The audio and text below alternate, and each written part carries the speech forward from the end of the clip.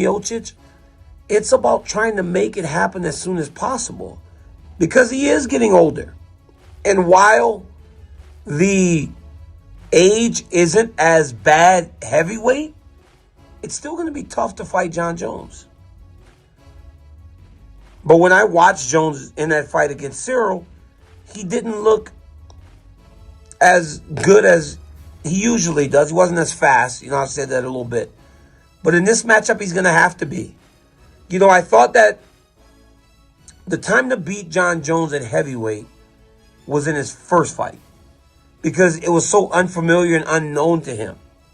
But now that he's been there, he's won, and now he has the championship, he's going to be increasingly hard to beat because now he believes. He knows the power of the heavyweights and probably felt it and went, this ain't much different than what I was dealing with at light heavyweight because of the way the fight with Cyril Gane played out. But this matchup is going to be much more difficult for the simple fact that Miocic is also a winner. He's a guy that will never give up on himself. And he's a guy that does possess a wrestling background. But can Miocic close the distance on Jon Jones?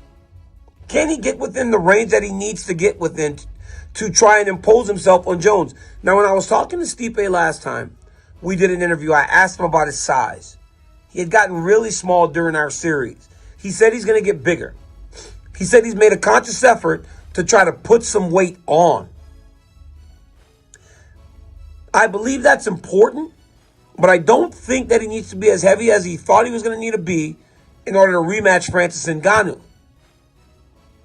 Against Francis, you got to be in the 255 range because he was so big. Against Jones, while he is heavier, I don't think Miocic needs to be as heavy. I think Miocic needs to be in shape. He needs to be fast. And he needs to be present if he wants to capture the heavyweight championship of the world back. This fight will be determined very early, at least in my opinion. Because we will know from the very start of the fight whether or not we are seeing the Stipe Miocic from before or if we're seeing a slowed down version of the former champion. We'll know that very quick. Because what we already know is that we do get a little bit of a slower version of Jon Jones. He is a little bit different than he was when he was a light heavyweight. No one could watch that fight against Cyril and think anything different because the left hand that he threw that ultimately led to the takedown was a lot slower. He even admits it. It was like gained 30 pounds. Of course I'm going to be slower. But if Miocic is fast, if Miocic with his boxing background, Golden Gloves, is still fast, that could give Jones problems. Because the one thing I learned in the fights with Jones and I was that he's very good with his timing. He's very good at finding the spots, but nothing's overly fast or overly quick. His punches, his kicks are fast. His shots aren't as fast, but he's got great timing and a great ability to really pick and find those moments that he can land. But Miocic is fast. You'll be fighting Stipe, and he'll throw something, and he'll land, and you're like, well, how did he get to me? He is fast. And if he's still fast, he can get the job done. But if he slowed down, he's almost 41 years old, I think. If he slowed down, even a little bit, it could be a problem. And he might be 41 right now. Can't slow down. He's got to be on his game. He's got to be fast if he wants to get this done. Now, I heard some stories that Miocic wasn't training at Strong Style anymore. I don't know if that's necessarily true. I got a guy in Columbus that was telling me he was changing things up. There were some issues between him and his coaches.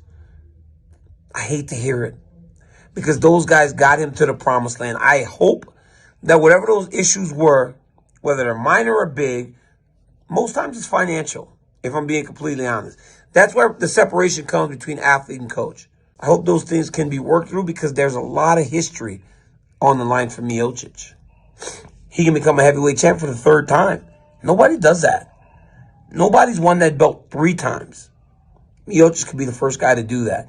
To defend it 3 times and win it 3 times if he can get past Jones. Many people are going to want to count Miocic out going into this fight, but that's not necessarily the case. This guy's the real deal. And he's there to win against Jon Jones in Madison Square Garden, which will essentially be a home game for Jones.